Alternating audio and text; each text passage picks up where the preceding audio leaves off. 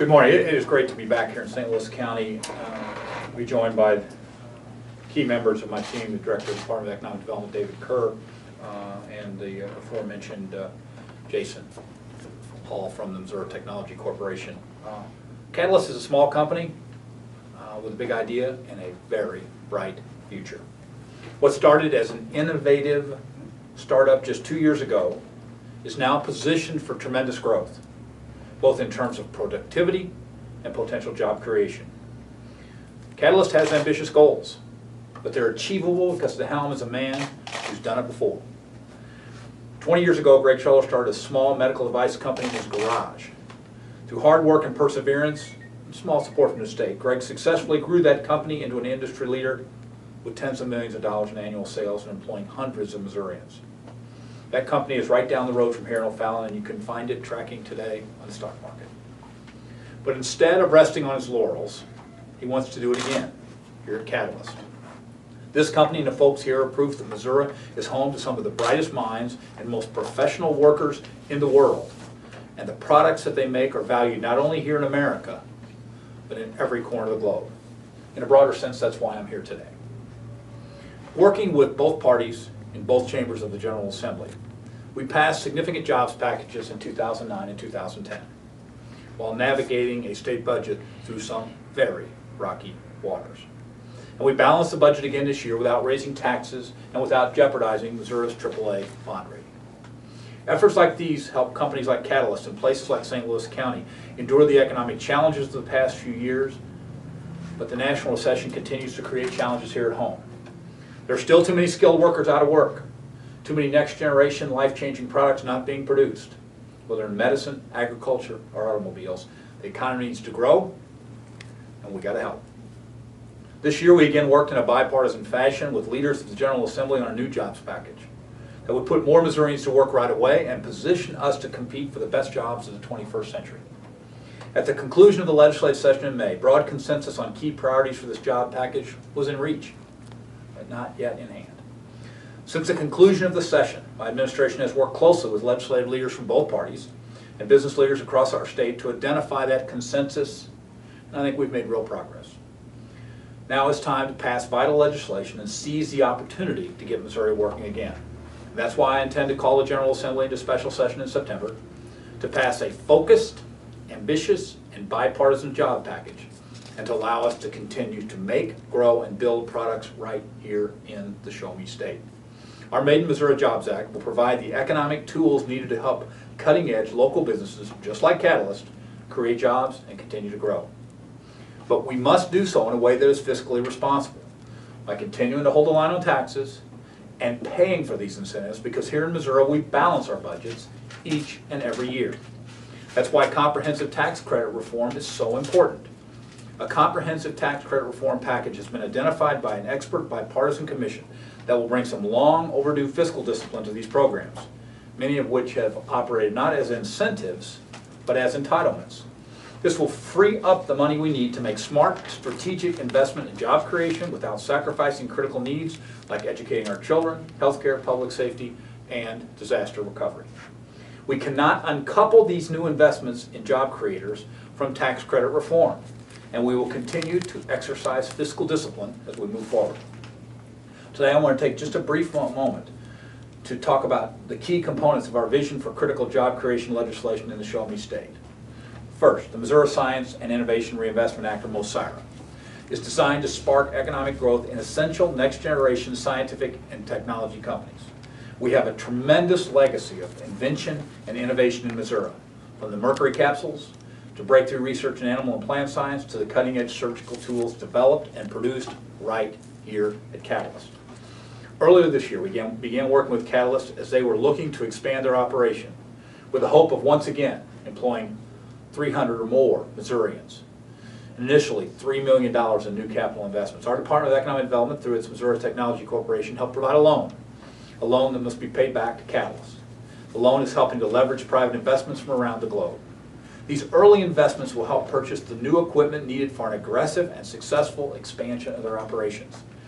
In tight economic times, access to capital is one of the toughest challenges facing startups. That's where we can make a real difference with strategic affordable loans and equity investments. Mosira will allow us to make more targeted investments in job creators like Catalyst, so that companies across Missouri can sell more of their products in every corner of the globe, and so that the people of the world will know the quality behind 3 simple words: made in Missouri. We want to help all Missouri companies invent and produce next generation products and sell those products to consumers in every corner of the globe. Mosira will help us do just that. Compete Missouri, the second part of our economic development bills, which cuts red tape for businesses and makes the state's economic tools more effective and user-friendly, and will help us keep loyal Missouri businesses right here in our state.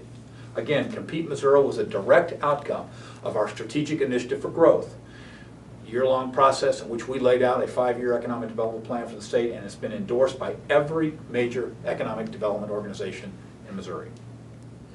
Third, foreign trade incentives, which will make substantial investments in infrastructure around Lampert Field here in St. Louis, and will make Missouri a hub for international exports and the sale of American-made goods overseas. We know that Missouri exports are an area that's poised for growth, and the success of Catalyst is an example of what happens when we work together towards that goal. And incentives for the development of high-tech next-generation data centers will create valuable IT synergy in our state to tie together our Mobile Broadband Now project that's brought broadband to 80, bringing broadband to 88 counties. Heretofore, it could not have that level of capacity. Now, during this special session, we must also consider the most efficient, responsible method to pay for critical disaster recovery priorities across our state. From the devastation in Joplin to the rebuilding of communities right here in St. Louis County, to the strengthening of weakened or destroyed levees along the Missouri River, to restoring the valuable farmland swept away by the intentional breach at Birds Point Levee in the Boot Heel. We must uphold our obligations to our neighbors in this time of need. And that must be a critical part of our work during this upcoming special session. I am as optimistic as ever that we will do what's necessary to put people back to work, transform our economy for the future, and take care of our neighbors in need. Because here in Missouri, we share common values and common goals. We want the opportunity to work hard at work worth doing, whether it's inventing new titanium tools for surgeons or growing better soybeans to feed a hungry world. We want our children to get a first-rate education that prepares them to compete for the best jobs of the global economy. We want safe, strong communities where good Samaritans help those in need.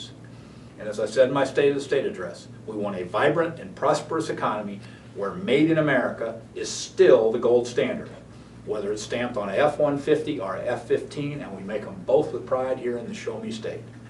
The people of Missouri want jobs, they want progress, they want Missouri to win. Together, we're going to make that happen. Together, we're going to make things again in the Show Me State. Thank you for what you're doing with your great team here. We are truly inspired by the entrepreneurial and scientific work going on here, and look forward to being a partner for many years to come to see the growth of Catalyst and other organizations like it throughout our state. With that, I'll be glad to take any questions press may have. Schedule. How do you see the debt ceiling deal, which has these restrictions, I mean, future federal cuts, how might that trickle down to Missouri and job creation efforts like you're trying to put in place? Well, I mean, first of all, we balance our budgets in Missouri, and we have for years. And we have made the necessary tough calls to have the dollars that are out there, and we manage those budgets very, very carefully and very precisely. You saw this week where we saw that our revenue estimates for July were up 0.06%. So with that additional revenue, we were able to move dollars out into some of the places that had been where there have been restrictions in domestic violence and other areas. So we're watching it very carefully. So we will watch what they do. We'll see what they do, but we will maintain our rigid fiscal discipline, and we will analyze whatever actions are taken at a federal level. But our greater focus is on what we can do with the resources we have here and moving forward. I mean, and Mosira is a perfect example of that. Mosira will be a fund that is funded and built on taking a portion of the withholding taxes of folks that work in the high-tech sector and using those for a fund so that Jason and his team and the fine group at the MTC under the direction of Director Kerr will be in a situation to have a lot more play for a lot more opportunities like the one we're with today. So we want, I mean, ultimately, this isn't about like a budget, this is about growing an economy.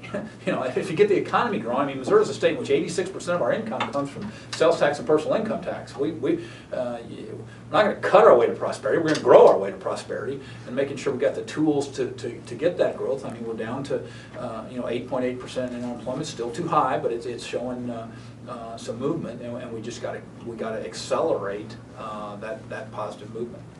Sir, this is a new idea, Osiris, right? It doesn't exist today, or?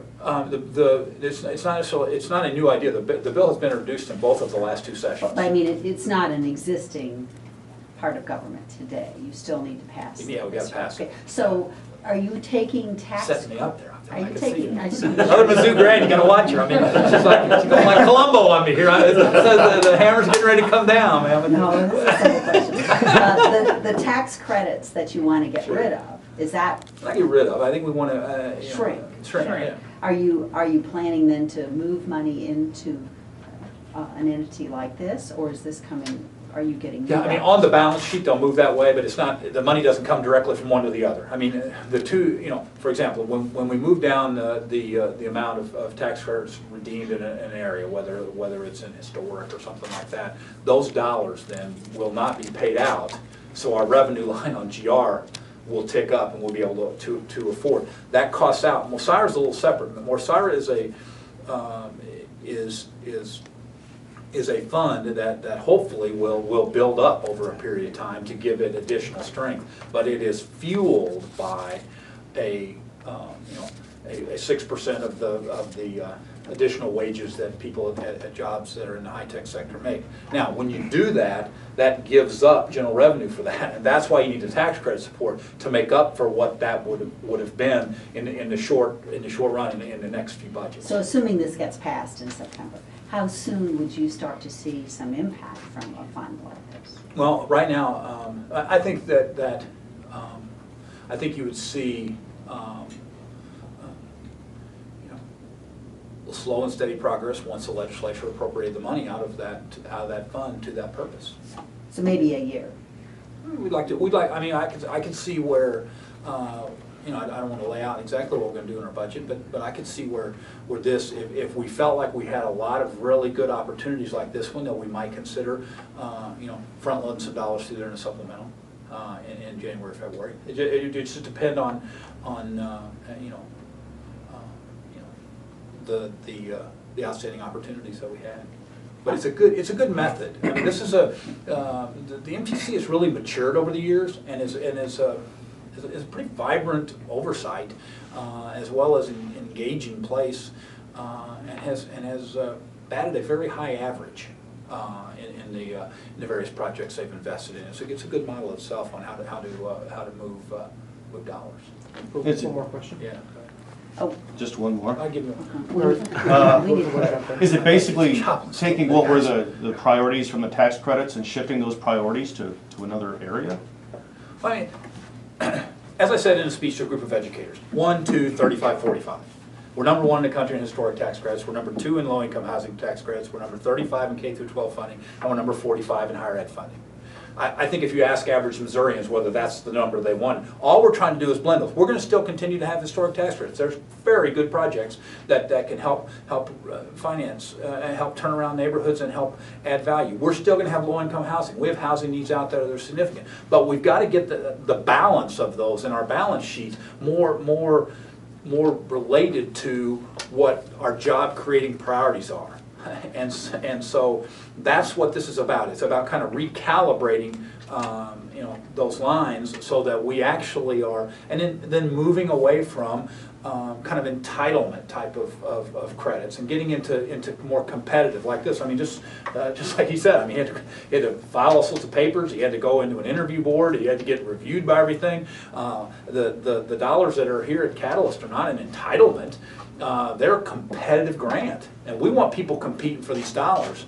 And so I think that not only will you see savings in there, but hopefully we'll see, we want to invest in the good deals that are out there. And so the transformation both of the dollars, to free up some dollars so we can do a little bit more in education and whatnot, as well as shifting the mentality from an entitlement type process to one in which there's more competition.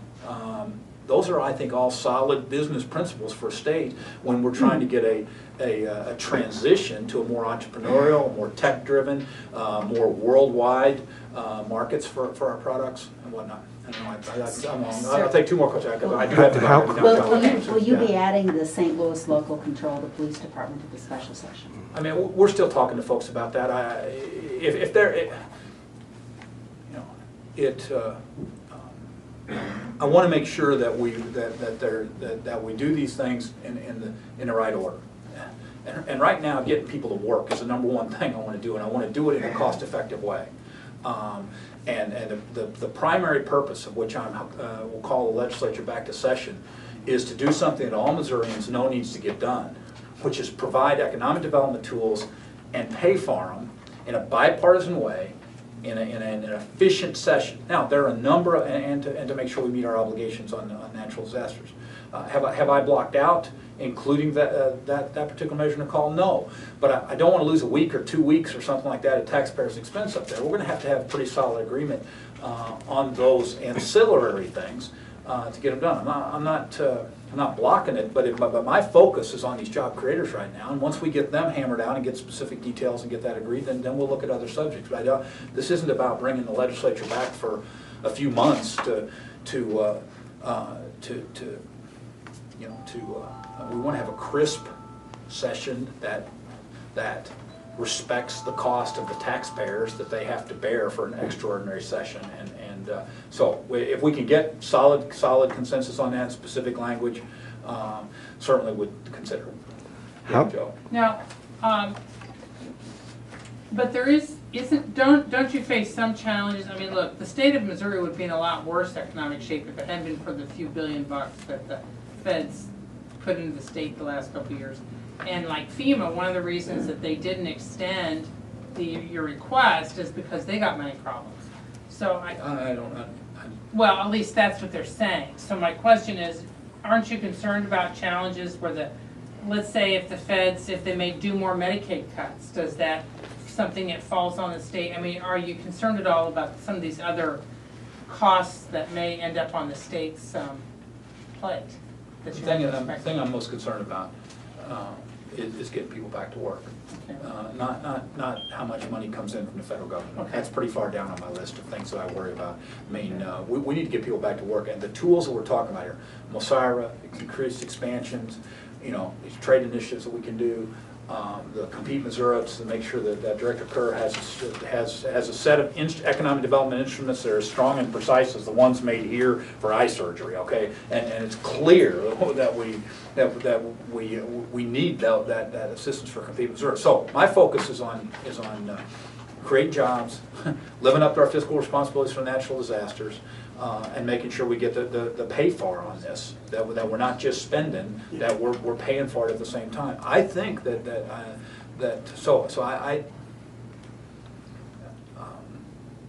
don't mean to sound that I am unconcerned with what goes on once you cross the Missouri border out to another state, but it's my primary focus is on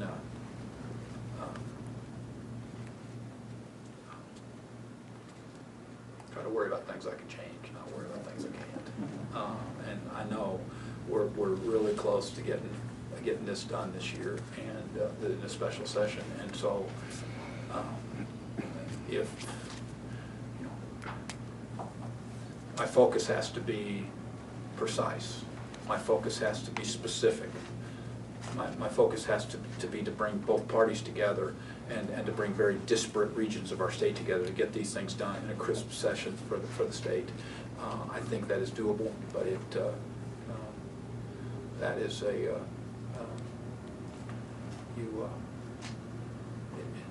is a horse that you ride that you have to use both the bridle and the whip.